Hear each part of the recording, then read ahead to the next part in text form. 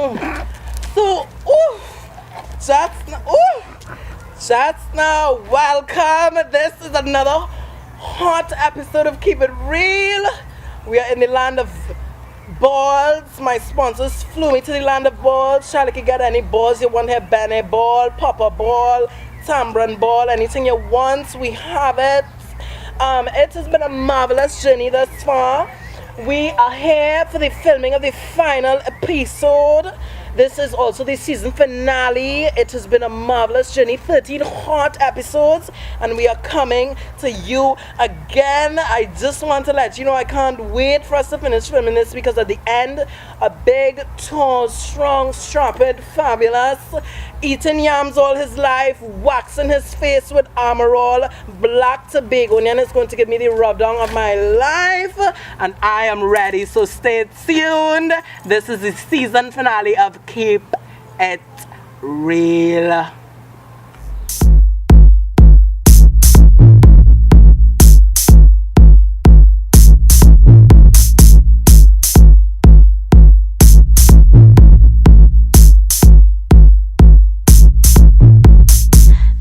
Bella the boar, G better than the Moor. Never been the floor. Pretty kitty, manicured claws, silly. Never been a drawer. When the purr, Betty, when the pour. Cause a stir when she on the floor. Giving in the oar. Champagne always on the pour. Some happy, others can applaud. Bum bitches like you, but of course. Mermaid coming on the shore. Take the prince crown and a coin. Shut it down and the bitch is gone.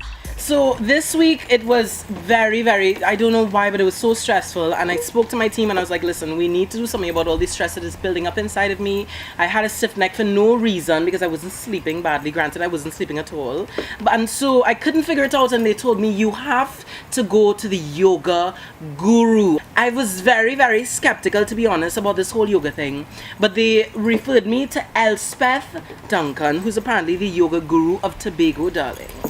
And so I said, Elspeth just put me into a hot coma, and when I woke up I was all set. And so I said I had to bring Elspeth on the show, as this episode is all about health and well-being and figuring out how we constantly check in and make sure that we're all set. And so Elspeth, welcome to Keep It Real. How are you doing? Thank you, Mizz Jinnay. I'm good.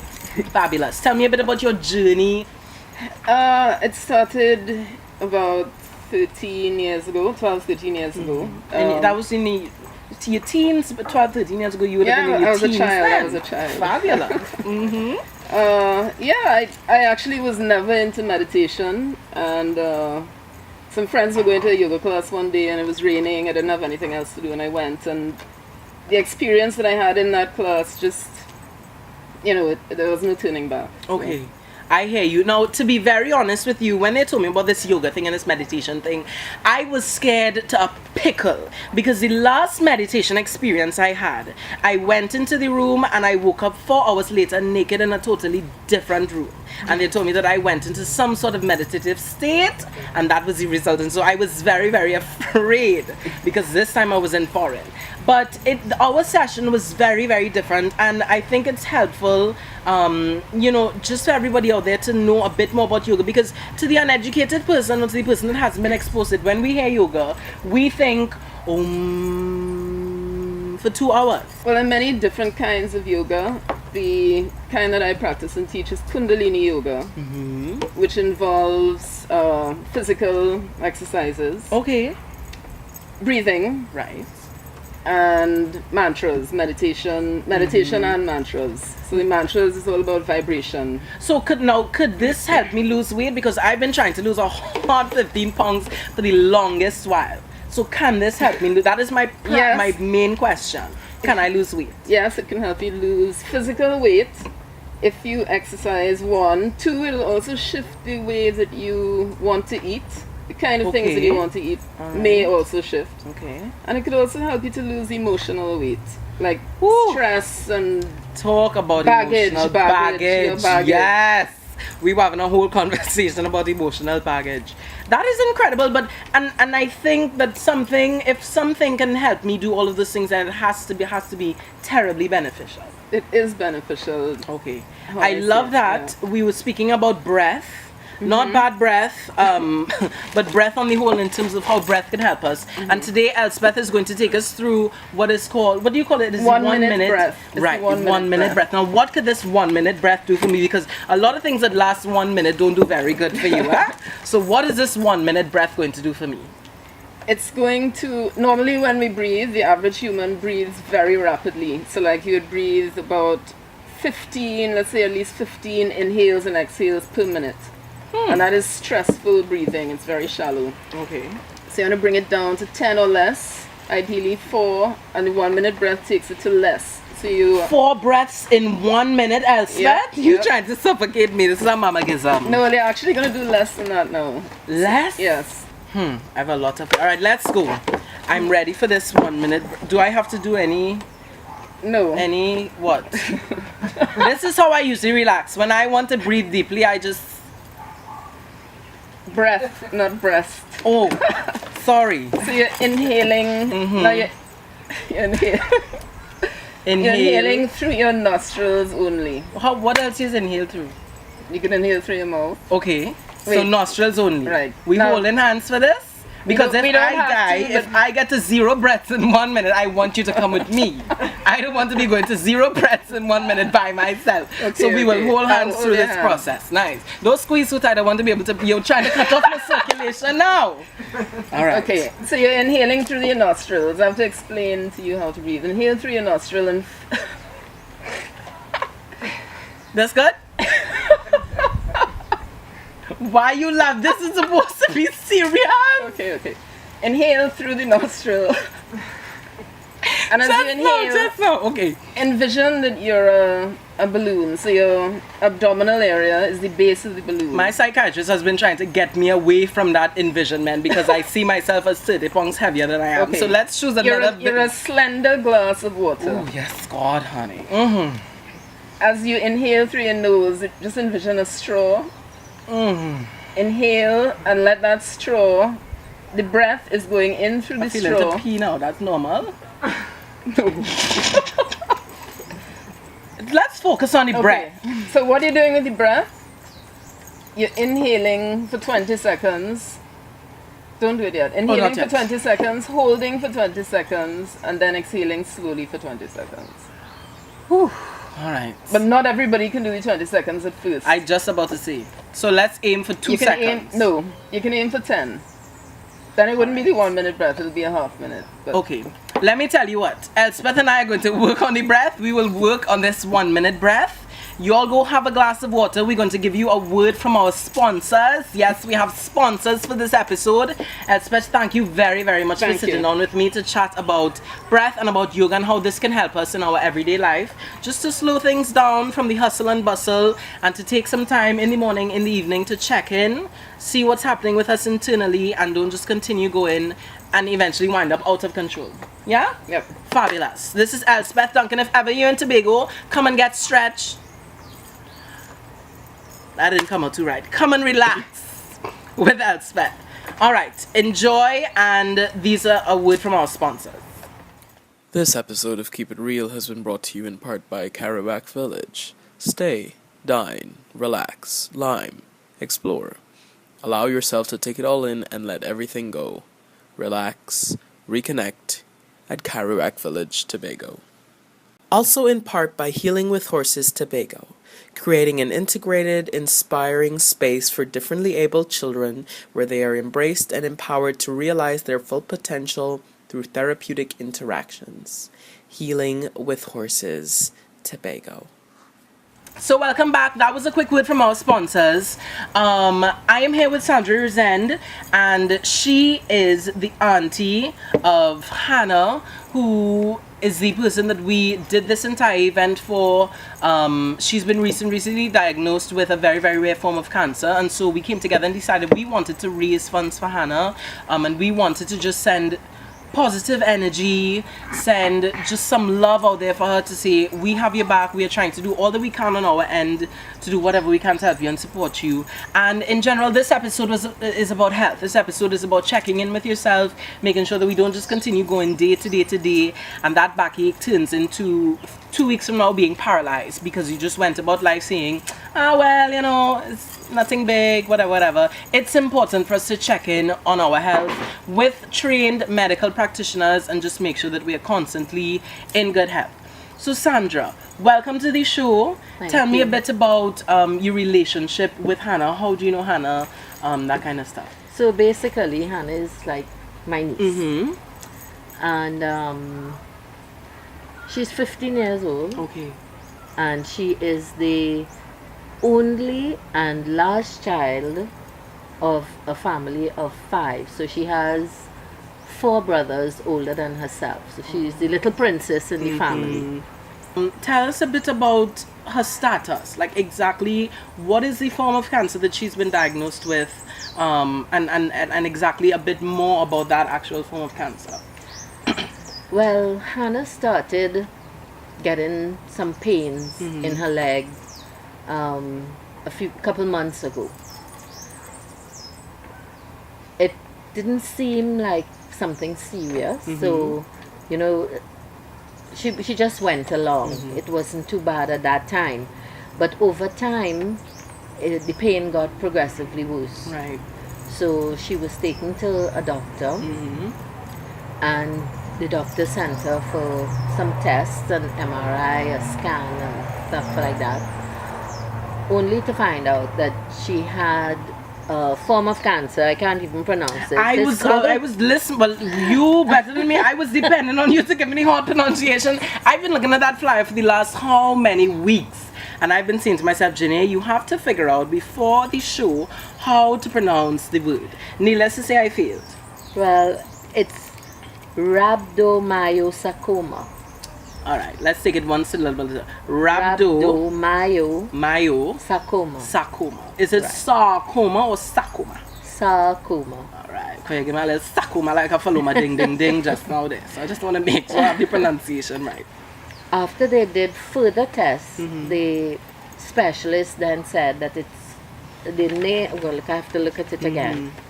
The name of the cancer that she has, which is just as severe because this is a very aggressive form of cancer, is the Ewing sarcoma. Okay, and that's different.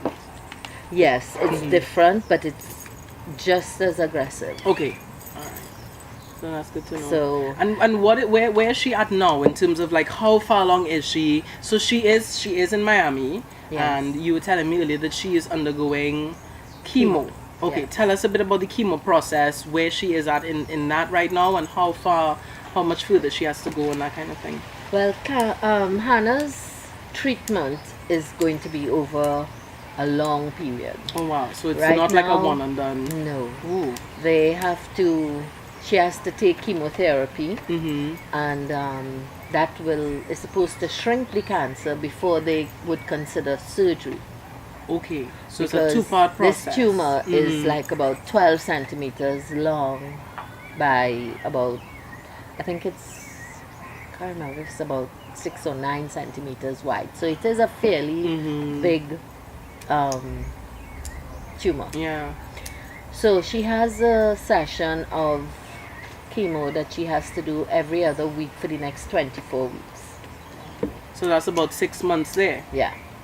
What basically I guess I'm trying to ask, where does it go in terms of what are the options if, you know, like, I don't want to say worst case scenario, but really and truly, how serious is it, and what's it is very serious, but as far as Hannah is concerned, she's going to be healed. Okay, that is very, very good to know. You know, very, she is very high spirited.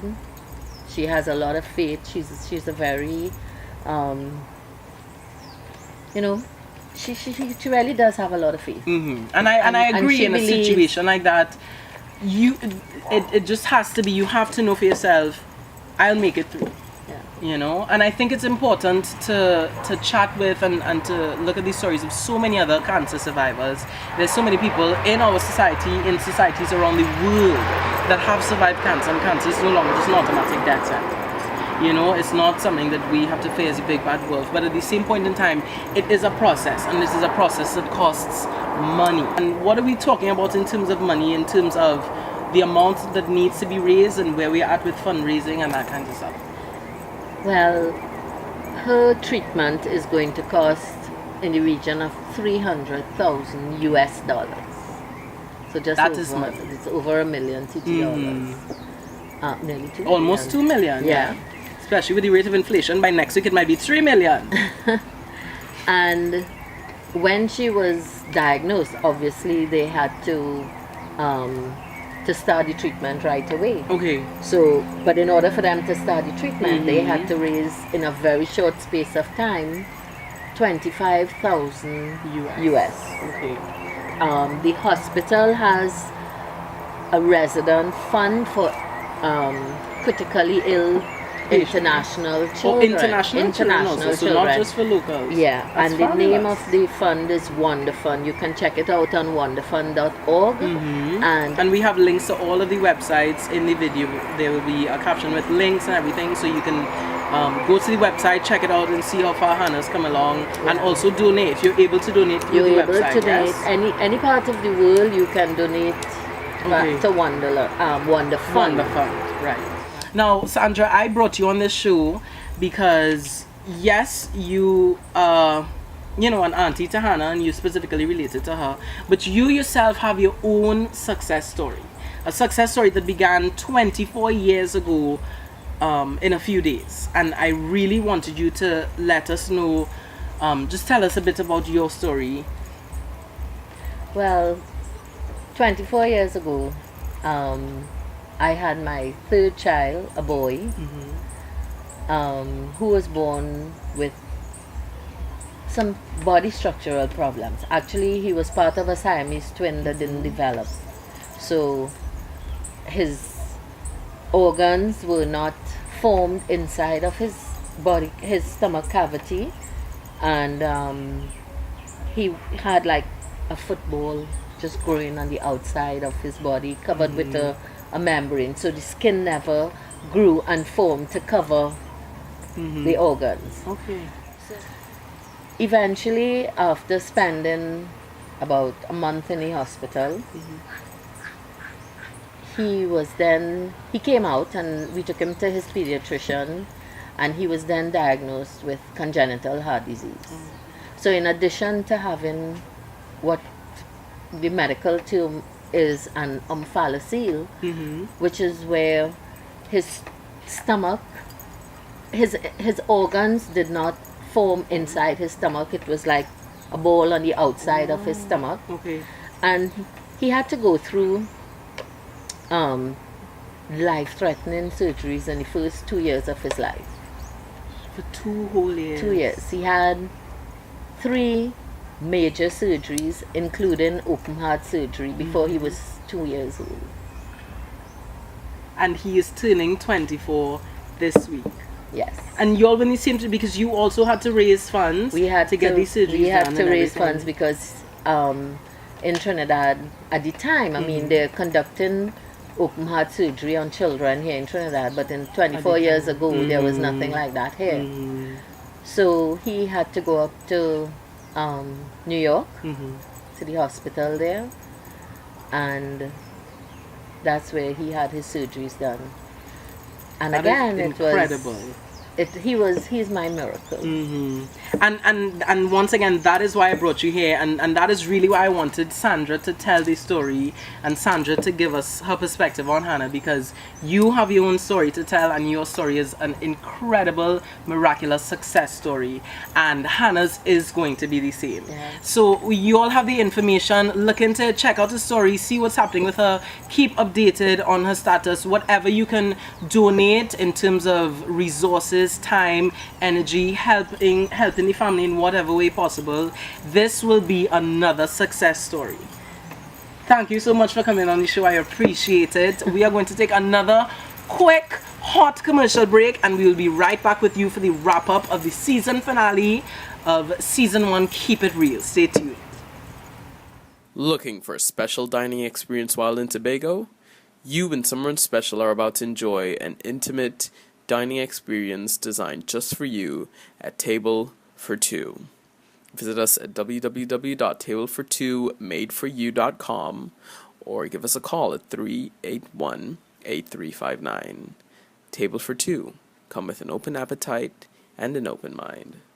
Thou, you, whoever you are looking for a uniquely transforming experience through yoga and or creativity. Art, conscious creations in a range of media. Yoga, personal and global upliftment and transformation through Kundalini Yoga. Thou Art Yoga is a proud sponsor of the Keep It Real series and Mizz Jinnay. If ever you're in Tobago, feel free to check us out or visit us online at www.thouartyoga.com. May the longtime sun shine upon you.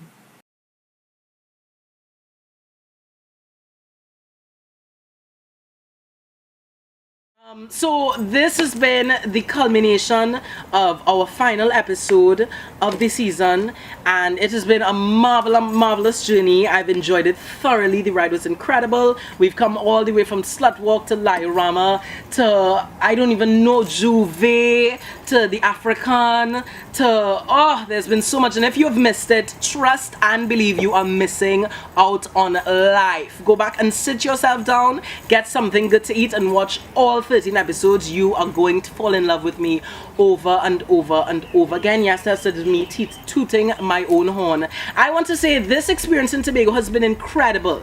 Thank you so much to Elspeth for coming on the show and sharing her insights with us on yoga. Thank you so much for Sandra to coming and sharing more information about Hannah and more information about her own story. I want you all to go out there, support in whatever way you can. Let's make sure to make Hannah another success story of the millions that are out there.